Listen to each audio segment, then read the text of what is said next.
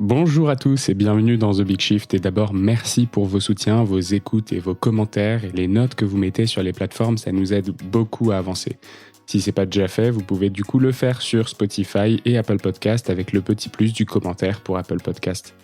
Petit point actu avant de commencer, on continuera de diffuser des épisodes inédits en août, donc vous pourrez nous écouter sur la plage ou l'endroit où vous serez. Bonnes vacances à ceux qui sont partis en juillet et puis bon courage pour ceux qui partiront plus tard.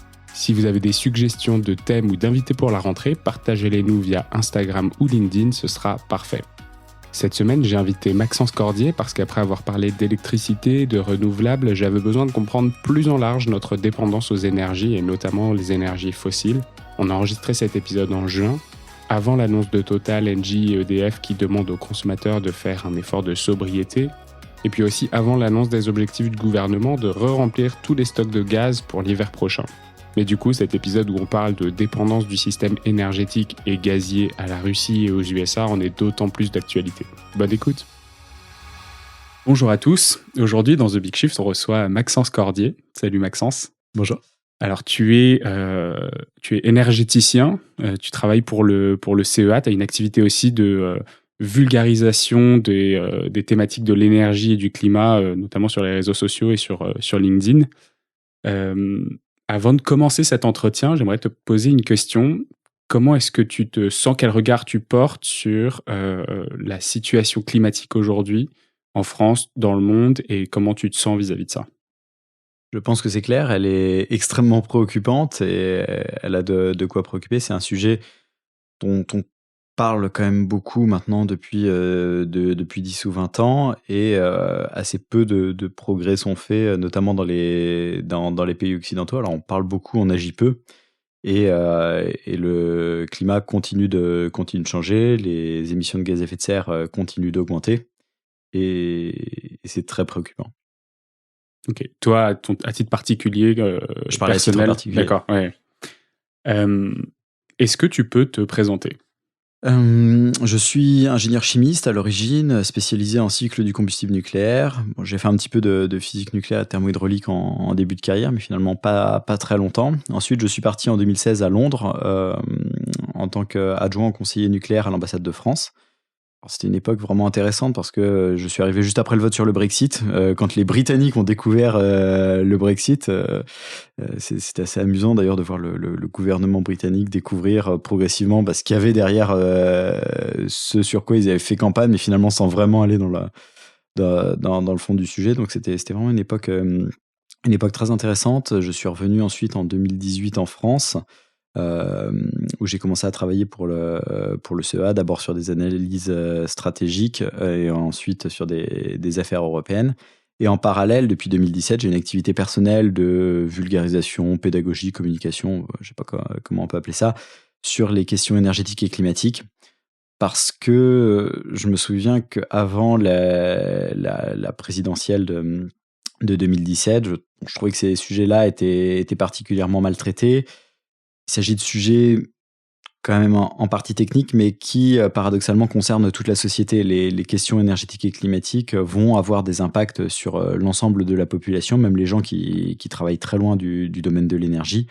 Et donc je pense qu'il faut pour que ces sujets-là progressent, une partie plus large de la population ait accès au moins à quelques éléments pour essayer de comprendre ce qui se passe et comprennent l'intérêt d'agir.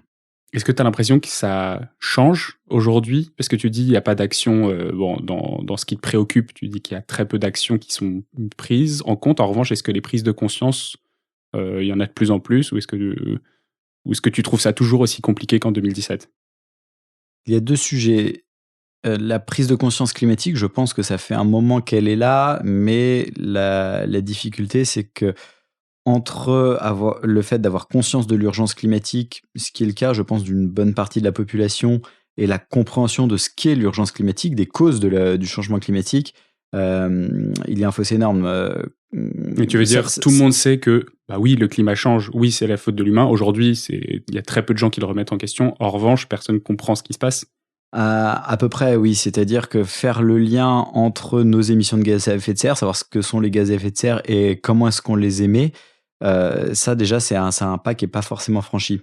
Et l'autre sujet, c'est plus celui sur l'énergie et les approvisionnements énergétiques.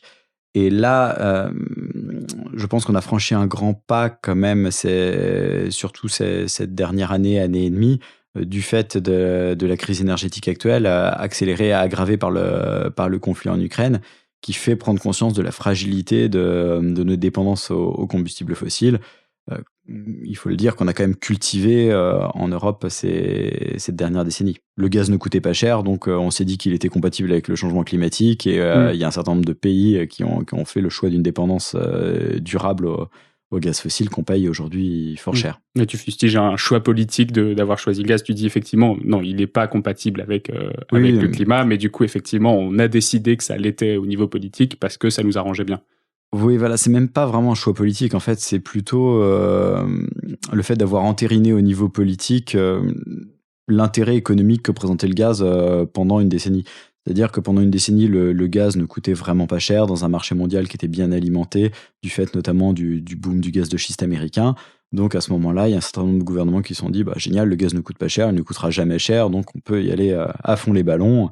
On va remplacer le charbon et le nucléaire par du gaz, et puis voilà, on promet que plus tard, dans un avenir lointain, ce sera du gaz bas carbone, comme ça.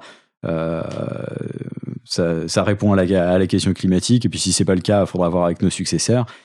Et sauf que c'était manquer cruellement de vision. C'est pas parce que quelque chose ne coûte pas cher à un moment donné que ça va pas coûter cher dans 5, 10, 15 ans. Et ça, pour avoir une vision là-dessus, il faut faire de la prospective et être prêt à voir des conclusions qui ne sont pas nécessairement celles qu'on attend. Et surtout qu'en plus, c'est ce qui se passe aussi sur le pétrole. C'est-à-dire que les prix n'ont jamais été fixes et ont toujours... on ne s'est jamais dit le pétrole... d'ailleurs, on s'est dit au tout début, le pétrole, on en a autant qu'on veut. Donc, une énergie pas chère, on peut faire ce qu'on veut avec. Puis après, on a changé un peu de notre fusil d'épaule. Pourquoi on n'a pas su ça dès le début du gaz ? Bah même pour le pétrole, en fait, on n'a pas fait cet effort d'anticipation. Actuellement, en fait, on va faire face à une double crise qui aura d'autres conséquences d'ailleurs. Sur le pétrole, là, c'est un problème mondial depuis plusieurs années, au moins depuis 2015, on trouve beaucoup moins de pétrole que ce qu'on extrait. L'an dernier, par exemple, on a trouvé moins de 10% de nouveaux gisements par rapport à ce qu'on a extrait. Donc, on sait depuis plusieurs années qu'on se dirige vers un choc pétrolier majeur dans les prochaines années. Est-ce que ce qu'on extrait, c'est lié aussi... est-ce qu'on consomme tout ce qu'on extrait sur une année aussi ou pas ? Oui, modulo les stocks, mais... mais du coup, effectivement, ça veut dire qu'on consomme 10 fois plus que ce qu'on est capable d'extraire, en gros. Non, on extrait plus de 10 fois ce qu'on découvre. C'est-à-dire que pour pouvoir extraire du pétrole, encore faut-il savoir où il y en a dans le sous-sol. Donc, il faut le découvrir. Une fois qu'on l'a découvert, on peut l'extraire et puis après, on peut le consommer. Et depuis les années 80, les découvertes sont inférieures aux extractions. Et là, actuellement, les découvertes sont extrêmement faibles. Donc, on vit sur les découvertes passées, mais on sait que ça ne durera pas éternellement. Donc, on a un problème mondial sur le pétrole qui est bien reconnu par des compagnies pétrolières comme Total, par des États pétroliers comme l'Arabie Saoudite. Là, je pense à des déclarations du gouvernement saoudien, par des agences internationales comme l'Agence internationale de l'énergie. Donc là, on a un problème mondial sur le pétrole dans les prochaines années qui n'a pas été anticipé. Et sur le gaz, c'est moins un problème mondial qu'un problème européen. Les extractions gazières européennes sont en déclin depuis une vingtaine d'années à peu près. Déclin qui accélère depuis 2017 quand la Norvège, deuxième fournisseur de gaz de l'Union européenne derrière la Russie, a elle-même passé son pic. C'est-à-dire que chaque année, la Norvège extrait moins de pétrole que l'année précédente, depuis 2017. Donc, l'Union européenne est structurellement de plus en plus dépendante de la Russie, qui elle-même travaille depuis plusieurs années à réduire sa dépendance à l'Union européenne en diversifiant sa clientèle vers l'Asie. Je pense notamment à la Chine. Donc, rien qu'en voyant ça, en fait, on se rend compte que faire le pari d'une dépendance durable au gaz, c'est quelque chose de risqué. Et d'ailleurs, le Royaume-Uni ne s'y trompe pas. Je ne pense pas que Boris Johnson soit un grand écologiste. Et pourtant, le Royaume-Uni cherche depuis plusieurs années et de façon beaucoup plus volontariste que nous à réduire sa dépendance au gaz, parce que le Royaume-Uni, c'était un pays exportateur significatif, un pays producteur significatif de pétrole et de gaz. Ils ont passé leur pic de pétrole et de gaz il y a 15-20 ans. Et donc, ils voient ce que ça représente pour eux, le fait d'avoir dû passer d'un statut d'exportateur à un statut d'importateur, ce que ça leur coûte. Et donc, pas tant pour des raisons climatiques que pour des raisons économiques et géopolitiques, ils veulent réduire cette dépendance. Ok, très intéressant. Et avant qu'on repasse du coup à une partie un peu présentation Mm. sur le CEA, et sur la crise énergétique actuelle, toi qui as vécu du coup ce passage du Brexit à ce moment-là, est-ce que ça a eu un impact sur donc tu parlais effectivement de Boris Johnson qui décide de réduire sa dépendance énergétique à la Russie, aux autres pays. Est-ce qu'il y a eu un tournant avec le Brexit aussi sur la question énergétique? Il y a eu un tournant énergétique, mais qui n'est pas, à mon sens, lié au Brexit, qui est plutôt lié à une situation qui commençait vraiment à devenir critique. Le Royaume-Uni est un pays très libéral. Pendant une vingtaine d'années, en gros, le Royaume-Uni a peu investi dans des nouvelles infrastructures de production d'électricité, pas parce qu'ils étaient contre le nucléaire, l'éolien, etc., mais parce que le gouvernement attendait que le privé s'y mette. Sauf que pour des grosses infrastructures comme ça, il faut que le gouvernement accompagne. Alors pour les renouvelables, le gouvernement a quand même accompagné un peu. Donc il y a des projets qui ont vu le jour. L'éolien en mer s'est significativement développé au Royaume-Uni. Par contre, sur le nucléaire, le Royaume-Uni n'a pas vu de projet se lancer. Et c'est face au risque que faisait peser sur l'approvisionnement électrique les perspectives de fermeture des centrales nucléaires actuelles, surtout qu'au Royaume-Uni, en fait, ils ont un concept un peu particulier de centrale à graphite qui vieillissent mal. Donc, contrairement aux réacteurs français, par exemple, ou américains, qu'on peut prolonger assez longtemps parce que ce sont des équipements qui vieillissent bien et dont on peut remplacer l'essentiel des composants. Les réacteurs anglais, le graphite conditionne la durée de vie du réacteur. Donc, ils vont devoir arrêter quasiment tous leurs réacteurs, sauf un, d'ici 2030. Et donc là, c'est en voyant cette échéance se rapprocher qu'ils ont fini par se dire, bon, maintenant, il faut vraiment qu'on mette les mains dans le cambouis. Le gouvernement a repris ça en main et a décidé de piloter la stratégie énergétique. Ok. Est-ce que tu peux me présenter du coup le CEA, les activités, et toi plus précisément ce que tu fais? Tout à fait. Alors, juste avant de parler du CEA, je précise que ici je m'exprime vraiment en mon nom propre et pas au nom de mon employeur. C'est vraiment au titre de mon activité de vulgarisation et pédagogique que je m'exprime là. Le CEA, c'est un grand organisme de recherche publique en France avec à peu près 20 000 employés, essentiellement ingénieurs et chercheurs, qui est actif dans de nombreux domaines, beaucoup d'énergie, donc énergie bas carbone, essentiellement nucléaire et solaire photovoltaïque, stockage d'énergie, batterie, hydrogène, système énergétique, nouvelles technologies aussi, recherche fondamentale, santé, numérique, et aussi des applications de défense. Donc voilà, c'est un gros organisme de recherche public, comme le CNRS, sachant que le CNRS, c'est un peu plus orienté recherche fondamentale, et le CEA un peu plus orienté recherche appliquée, c'est-à-dire lien entre la recherche fondamentale et l'industrie. Est-ce que tu peux m'expliquer ta vision de la crise énergétique qu'on vit et des interdépendances qui font qu'on a effectivement une grosse implication du coup de la guerre en Ukraine sur nos énergies en France et ailleurs en Europe?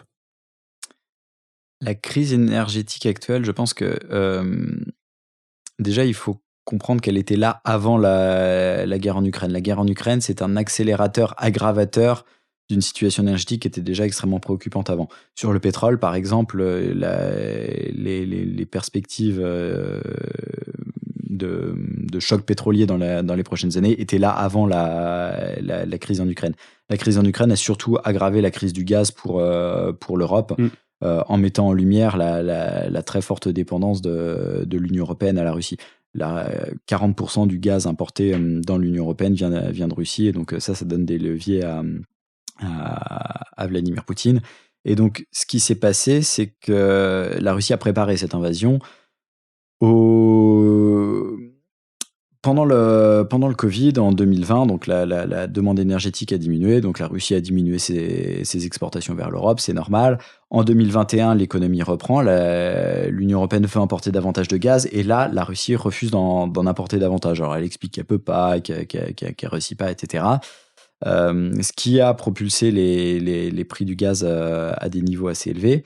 En plus, ce qu'on constate, c'est que à l'été 2021, les stocks de gaz en Europe, dont certains étaient exploités par Gazprom, l'opérateur gazier russe, n'ont pas été remplis.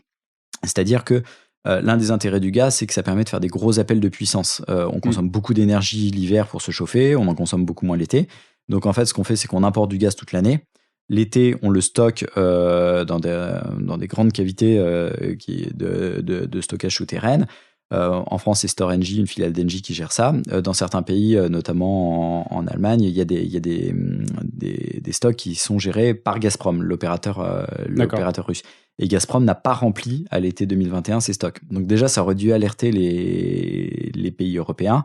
Et donc l'hiver a été particulièrement difficile à passer, sachant qu'en plus, à la fin 2021, quatrième trimestre 2021, la Russie réduit encore ses approvisionnements gaziers à l'Europe. Donc déjà, nos stocks sont mal remplis et la Russie serre encore la vis sur le gaz.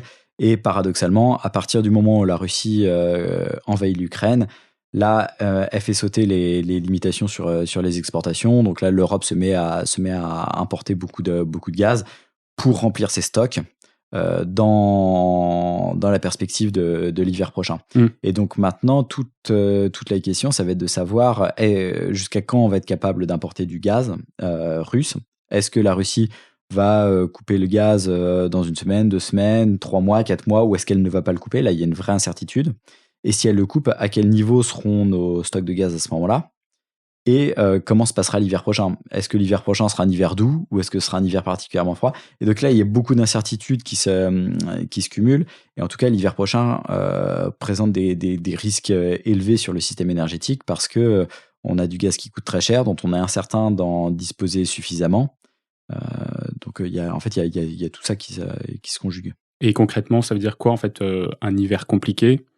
Si on manque de gaz, est-ce que ça veut juste dire que blackout, ou quelles sont les solutions annexes? Ça peut vouloir dire des coupures, mais ça veut surtout dire un envol du prix du gaz qui va entraîner une destruction de demande. C'est-à-dire que s'il n'y en a pas suffisamment, le prix va augmenter jusqu'à ce que la demande la demande se met toujours en face de l'offre. De toute façon, on ne va pas consommer plus de gaz que ce dont on dispose.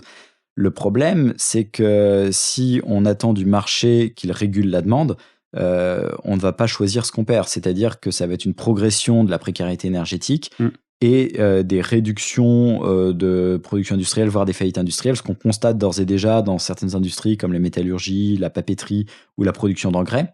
Et d'ailleurs, moins produire d'engrais, ça veut dire que le prix des engrais augmente, donc le prix des céréales augmente et ça va entraîner des crises alimentaires dans un certain nombre de pays. Et ça, ce que tu dis, c'est très simple. Ça veut dire qu'effectivement, s'il y a des industries qui ont des marges qui sont relativement limitées, si le prix de leurs matières premières ou de l'énergie qu'ils utilisent pour créer leur produit est supérieur à la rentabilité, ils mettent la clé sous la porte. Tout à fait, et c'est quelque chose de très préoccupant actuellement.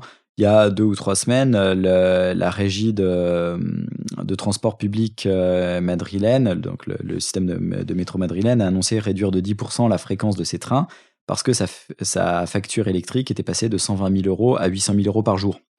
Et donc, c'est là qu'on voit vraiment la limite quand on attend du marché qu'il régule la demande. Face à une pénurie d'une telle ampleur, à mon sens, il est du devoir des autorités de réguler, de dire ça c'est prioritaire, les transports en commun c'est prioritaire, parce que de toute façon si on les réduit, ça veut dire que les gens vont prendre davantage leur voiture, donc ça va aggraver la situation énergétique.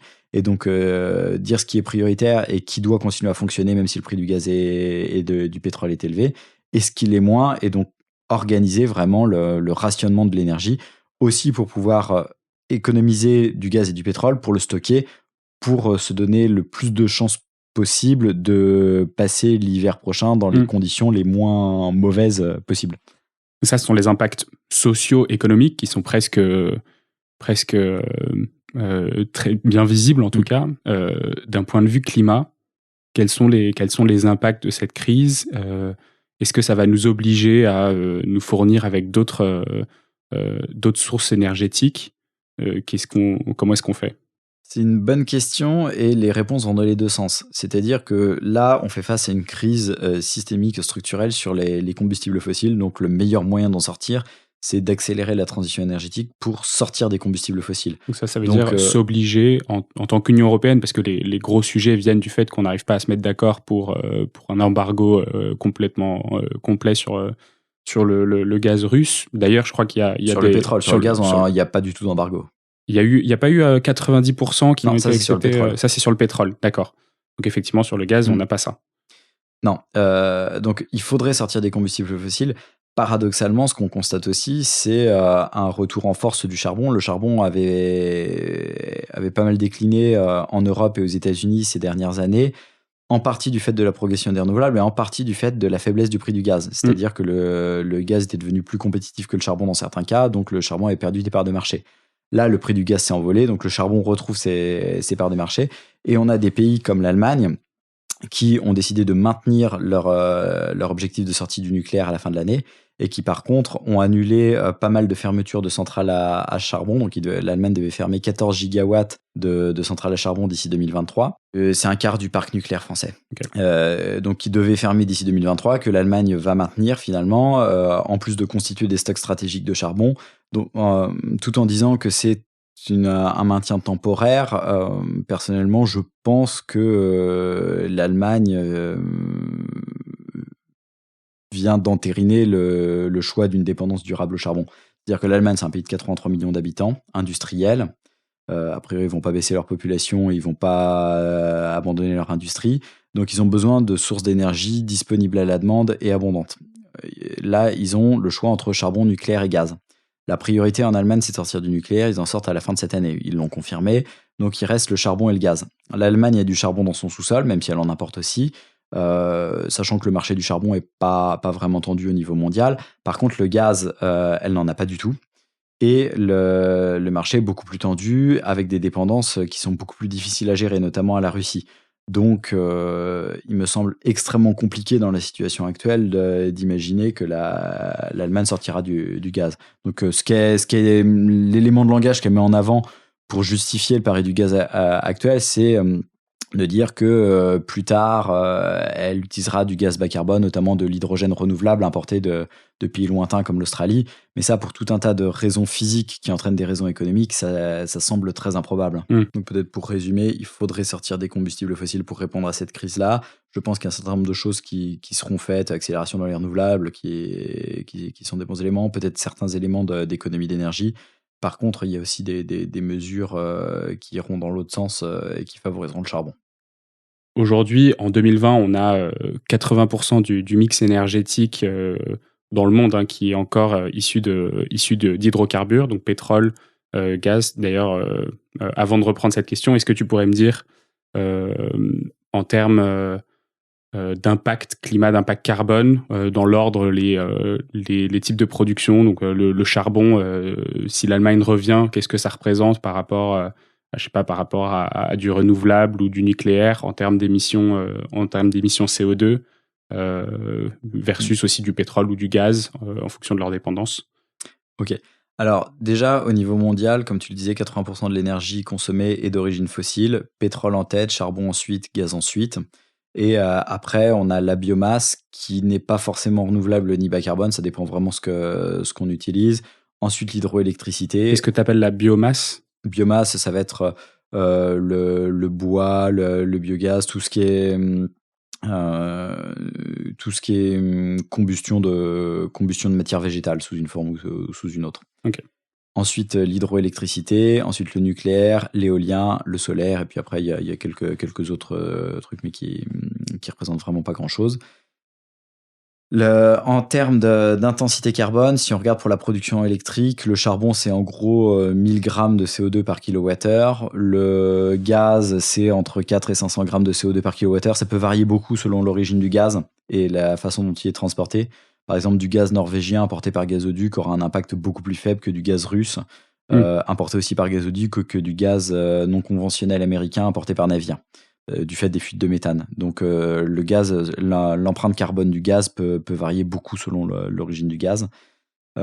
Ensuite, l'hydroélectricité, le nucléaire et les renouvelables sont à peu près au même niveau, aux alentours d'une dizaine ou de quelques dizaines de grammes de CO2 par kilowattheure.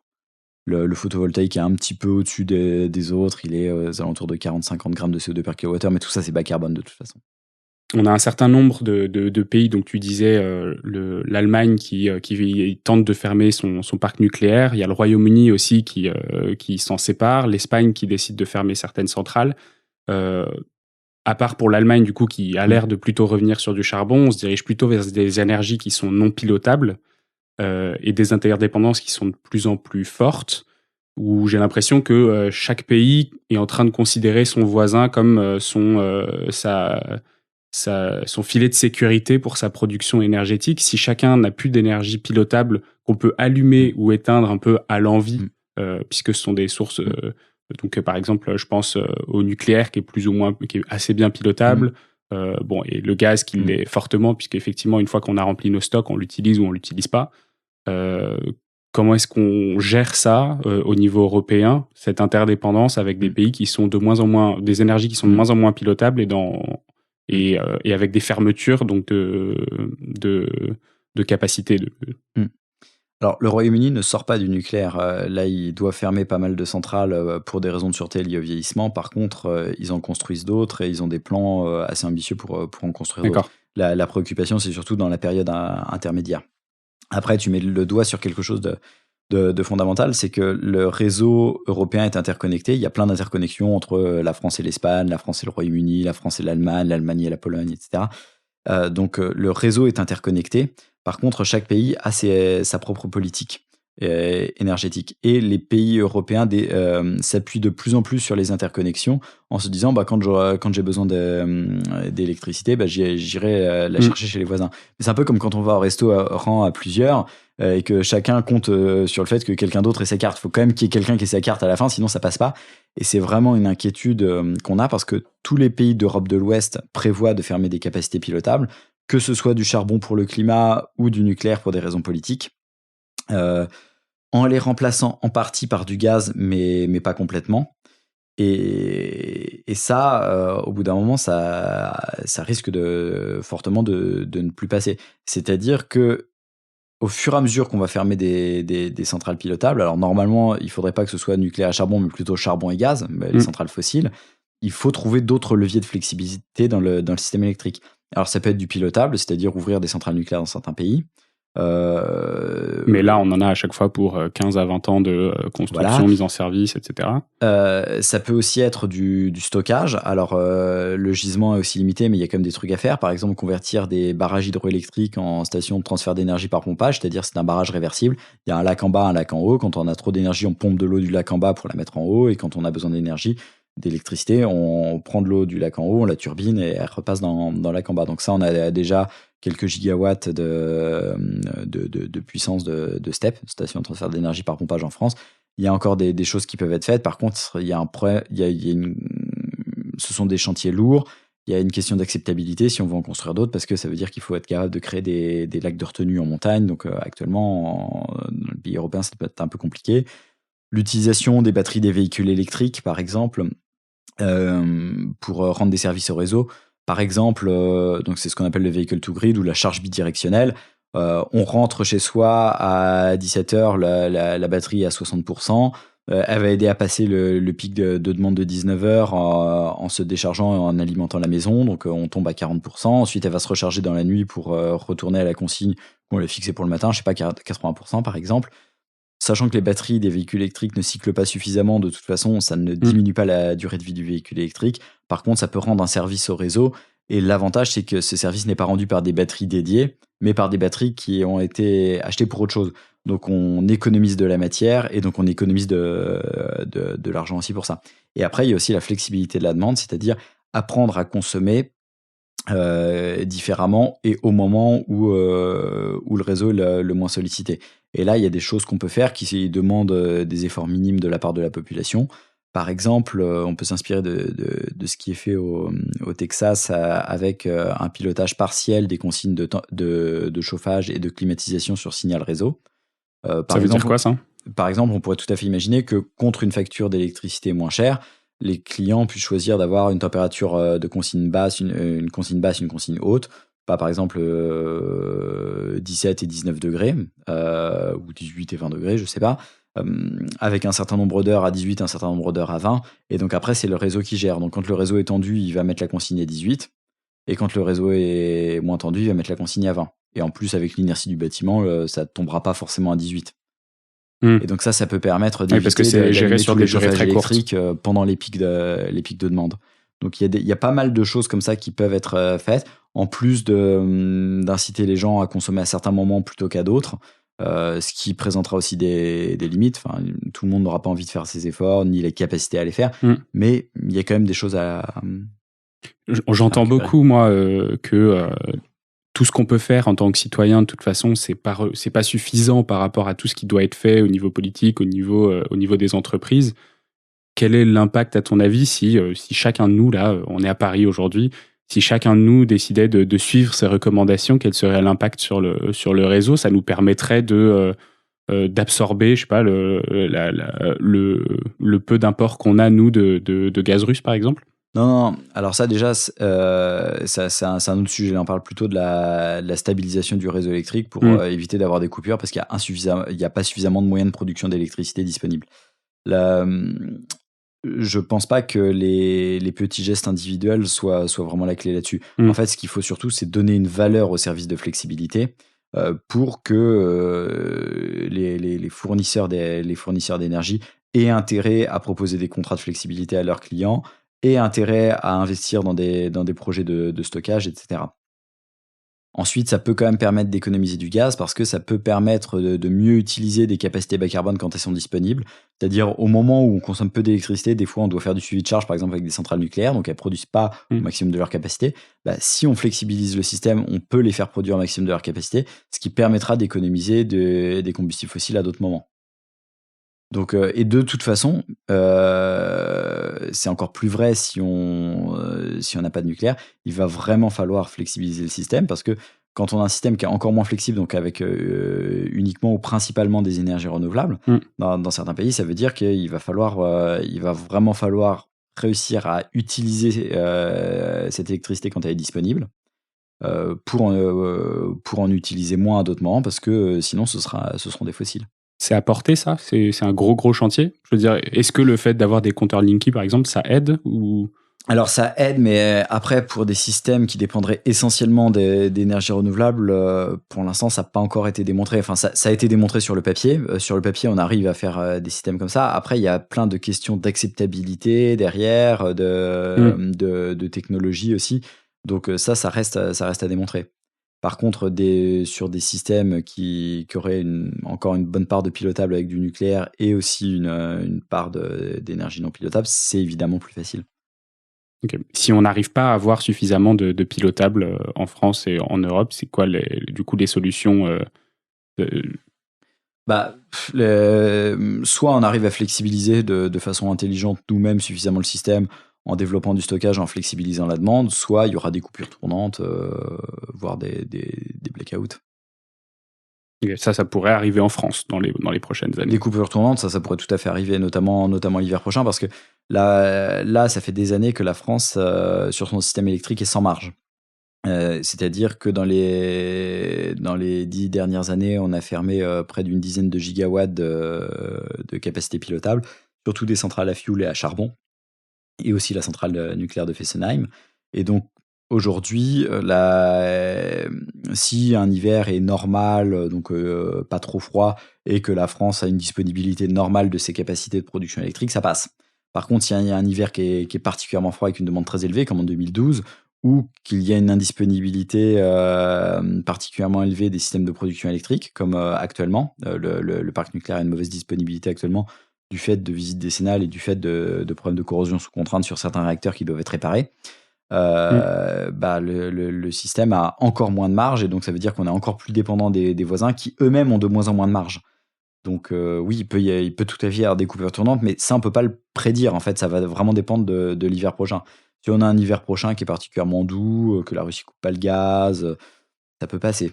Si l'hiver prochain est plus froid, ça sera plus compliqué. C'est terrible, mais est-ce que en fait ce serait pas le sursaut dont on a besoin? J'ai un invité, Greg de Temerman, qui est passé et qui me disait en fait de toute façon, on arrive à faire des changements qu'à partir du moment où on a des accidents majeurs. C'est terrible, mais c'est la vérité. C'est ce qui s'est passé avec la gestion d'une pandémie qui était annoncée depuis quand même plusieurs années. Et en fait, maintenant, on sait le faire. Est-ce qu'il ne faut pas qu'on ait juste une coupure majeure, alors on espère limiter quand même, mais qui fasse prendre conscience de la réalité des choses, parce qu'aujourd'hui, j'ai l'impression que ça reste quand même assez nébuleux. Je le regrette, mais de fait, je pense que c'est le cas. En fait, il suffit pas de dire: «Attention, le mur arrive, attention, le mur arrive», i visiblement, il faut se prendre le mur pour réagir. C'est sûr que si on avait anticipé, on aurait pu faire bien mieux déjà en termes de réduction des émissions de gaz à effet de serre et en termes de stabilisation de notre approvisionnement énergétique. Mais là, effectivement, le mur qu'on est en train de se prendre devrait rationaliser le débat, mais c'est dommage d'avoir dû en arriver là. Mm. Toi qui as travaillé beaucoup travaillé beaucoup, tu m'as dit que Mmh. que tu avais travaillé sur le nucléaire. Qu'est-ce qui, à ton avis, a polarisé beaucoup sur ce sujet spécifique? Parce que je trouve que Mmh. ça pourrait être un levier qui nous permettrait d'éviter évidemment ce genre de mauvaises surprises. Qu'est-ce qui a fait que ça a été politisé et que ça a été ultra polarisé, et donc qu'on est arrivé à des conclusions de fermeture parfois un peu hâtives, parfois, alors en France ou ailleurs, hein, mais par exemple en Allemagne, qui préfèrent retourner au charbon plutôt qu'au nucléaire. Les mouvements écologistes se sont formés, là je pense à la fois aux ONG, aux partis qui sont finalement la déclinaison politique des ONG, pendant la guerre froide, à une époque, où il y avait une incertitude, géopolitique forte avec, des risques de guerre nucléaire entre le bloc de l'Est et le bloc de l'Ouest. Donc, ce courant était à l'origine un courant pacifiste contre le nucléaire militaire qui, à l'époque, était proche du nucléaire civil. Donc finalement, ils étaient contre les 2 dans le même panier. Et ça, c'est vraiment, structurel, Mmh. identitaire de ces mouvements-là. Après, il y a d'autres combats qui sont arrivés, mais sur le tard et qui ont toujours été secondaires. Par exemple, si on regarde les statuts d'Europe Écologie Les Verts, quand on adhère à Europe Écologie Les Verts, on s'engage à être contre le nucléaire, c'est dans les statuts. Par contre, on ne s'engage pas à être contre les combustibles fossiles et à vouloir sortir des combustibles fossiles. Mmh. Ça, c'est pas dans les statuts. Et donc, c'est un combat qui est vraiment identitaire pour ces partis-là. Alors maintenant, il y a une jeune génération qui essaie de changer ça, qui a plus conscience des problématiques climatiques. Le problème, c'est que comme dans tous les partis, en fait, ceux qui sont à la tête des partis, ce sont des gens qui ont commencé à militer il y a longtemps, des caciques des partis qui se sont formés sur les combats traditionnels du parti, qui sont montés parce qu'ils étaient en phase avec la ligne du parti et donc c'est très difficile en fait de faire changer un parti, même si, ce qu'il propose ne se traduit pas dans des succès Mmh. électoraux. Donc, en fait, c'est assez caricatural, mais encore en 2002, Europe Écologie Les Verts défendait le gaz pour sortir du nucléaire. En 97, pour la gauche plurielle, c'est le gouvernement Jospin a acté la fermeture du réacteur Superphénix, pour pouvoir embarquer les Verts dans la gauche plurielle. En 2012, l'accord PS Europe Écologie Les Verts entérine la fermeture de Fessenheim et la réduction à 50% de la part du nucléaire. Donc en fait, c'est à chaque fois que le PS a eu besoin des Verts, c'était une concession sur le nucléaire. Maintenant, il faut espérer qu'avec la situation énergétique actuelle et l'aggravation du changement climatique, on arrive enfin à mettre les priorités aux bons endroits, c'est-à-dire sortir des combustibles fossiles en priorité, Quoi qu'il en coûte. quoi qu'il en coûte. Et ce qui nécessitera des efforts très significatifs. Le nucléaire ne suffira pas, le nucléaire ne suffira pas à répondre à l'urgence climatique. C'est un outil parmi d'autres qui a un avantage significatif qui est qu'il est pilotable et qui permet de produire énormément d'électricité sur des surfaces assez faibles. Par contre, il a aussi pas mal d'inconvénients. Tu parlais tout à l'heure des délais. Les délais sont un inconvénient majeur. Le financement aussi, c'est aussi difficile de financer des projets nucléaires. Hem le nucléaire est très capitalistique, c'est-à-dire que ça coûte très cher à construire Mmh. et après ça coûte peu cher à exploiter. Cela dit, être capable de décaisser, 10 000 pour un réacteur, ça, il y a plein de pays qui sont pas prêts à le faire, donc c'est un frein majeur au nucléaire. Puis le nucléaire, c'est bien, ça produit de l'électricité et de la chaleur, mais ça produit pas de carburant liquide, par exemple. Et donc, pour remplacer le pétrole, alors on peut utiliser des batteries dans la mobilité légère, ce qui présente d'autres contraintes, mais ça remplacera pas le kérosène qu'on met dans les avions, par exemple. Donc, c'est un outil utile, comme les éoliennes, comme les panneaux solaires, comme les pompes à chaleur, comme l'isolation des bâtiments, comme tout un tas de choses, mais c'est loin d'être la réponse au changement climatique. Et dans tous les cas, de toute façon, la transition vers un monde bas carbone, ce sera une transition de société avant d'être une transition d'ingénierie. On aura besoin de technologie et d'énergie bas carbone, et il y a du boulot pour les ingénieurs. Par contre, si on n'associe pas la population et qu'on ne fait pas des gros efforts de changement de nos modes de consommation pour moins consommer, mieux consommer, faire davantage durer les objets, davantage les réparer, les recycler, vraiment faire évoluer nos modes de consommation, on n'y arrivera pas. Ok, merci, c'est une très bonne conclusion. Merci beaucoup pour ces éclaircissements sur la situation actuelle, sur cette crise et sur nos façons d'en sortir ou de se taper le mur. C'est pas forcément des bonnes nouvelles, pas forcément agréables à entendre, mais ce que tu disais, hein, c'est un sentiment qui est très prégnant et que toi tu m'as dit tout à l'heure en introduction que c'était que tu étais très très marqué par la situation. Ça représente vraiment. J'ai l'impression qu'il n'y a pas forcément de très bonnes solutions à court terme, en tout cas. Il n'y a pas de très bonnes solutions et en fait, ce sont des sujets qui sont très difficiles à digérer. Et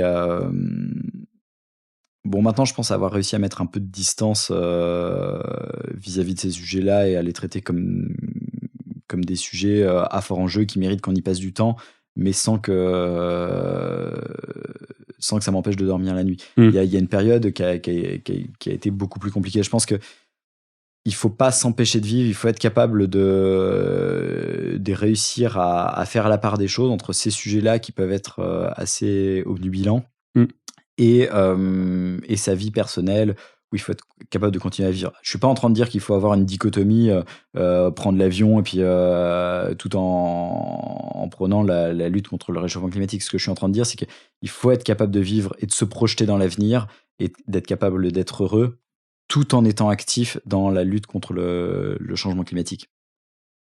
Il ne faut pas se dire, mais de toute façon, tout est cuit, tout n'est pas cuit. On ne sait pas ce que l'avenir nous réserve non plus en détail. Et ça ne sert à rien de vivre par anticipation des conséquences dont on ne sait pas encore comment elles nous affecteront exactement dans 10, 20, 30 ans. Tout à fait d'accord. Sur ces jolis mots, merci pour cette note positive de fin d'épisode. Merci à toi pour ton invitation. Salut, à bientôt. À bientôt. C'est la fin de cet épisode de The Big Shift. J'espère qu'il vous a plu et que vous en avez retiré quelque chose pour votre vie quotidienne. C'est ça le plus important. C'est beaucoup plus simple de parler du sujet sensible de l'environnement quand ses amis ou sa famille sont vraiment informés. Alors partagez le plus possible The Big Shift, ça aidera tout le monde. Et si vous avez des questions, des sujets que vous souhaitez qu'on aborde, des invités que vous voulez entendre, ou tout simplement que vous voulez qu'on discute de cet épisode, envoyez-moi un message sur LinkedIn. The Big Shift est produit par Echoes Studio. Si vous avez un projet audio, contactez-nous sur www.echoes.studio. Merci d'avoir écouté jusqu'au bout. Je vous retrouve très bientôt pour un nouvel épisode.